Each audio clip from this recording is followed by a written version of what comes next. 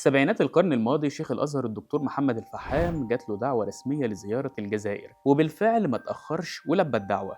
لكن لما وصل لمطار الجزائر العاصمة، السفير نجيب الصدر واللي كان وقتها سفير مصر في الجزائر لاحظ إن مستوى الاستقبال ما يليقش بمقام الإمام الأكبر، وده لأن اللي جه قابل الإمام وقتها كان مدير الشؤون الإسلامية في وزارة الخارجية واللي كان بدرجة سفير. لكن بعد انتهاء اللقاء الرسمي، السفير نجيب الصدر اتصل بوزير الخارجية وقتها عبد العزيز بوتفليقة، وبعد التحية والسلام طلب مقابلته سريعا عشان أمر مهم. لكن اتفاجئ ببوتفليقة بيقول له: أنا عارف أنت عايز تقابلني ليه، عشان سبب مهم أنا عارفه، لكن أنت مش هتقابلني أنا، أنت هتقابل رئيس الجمهورية هواري بومدين. فعلا تاني يوم الساعة 7 مساء سفيرنا في الجزائر راح يقابل الرئيس بومدين في قصر الشعب، وفي بداية اللقاء بومدين قال له: إحنا عارفين إنك غاضب من الطريقة اللي قابلنا بيها شيخ الأزهر في المطار.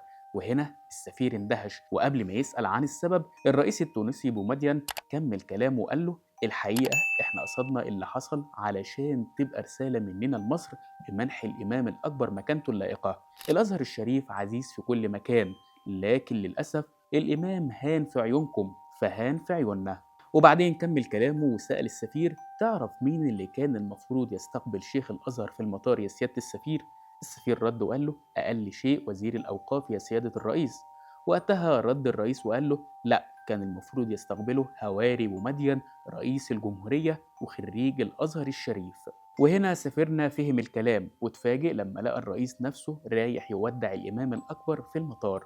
وكل اللي حصل وصل الرئيس السادات بالتفاصيل، وكانت الرسالة: انتم مش حاطين شيخ الأزهر في المكانة البروتوكولية اللي تليق بيه. وعلشان كده أصدر السادات قرار إن شيخ الأزهر يبقى بدرجة نائب رئيس وزراء، يعني رئيس الحكومة، وبعده الإمام الأكبر شيخ الأزهر، وبعدهم البابا. وده تقديرا لقيمة الأزهر والكنيسة في مصر والعالم كله. ومش بس كده، ده كمان صدر توجيه بأن الإمام ما يقبلش أي دعوة من بره إلا إذا كانت صادرة من ملك أو رئيس الجمهورية أو أمير أو رئيس حكومة على الأقل، احتراما لمؤسسة الأزهر العالمية والدينية واحتراما لمكانة شيخ الأزهر. ورغم كده لما الشيخ الفحام استقال بسبب ظروفه الصحية، وزير الأوقاف سحب منه العربية اللي بيتحرك بيها في نفس اليوم.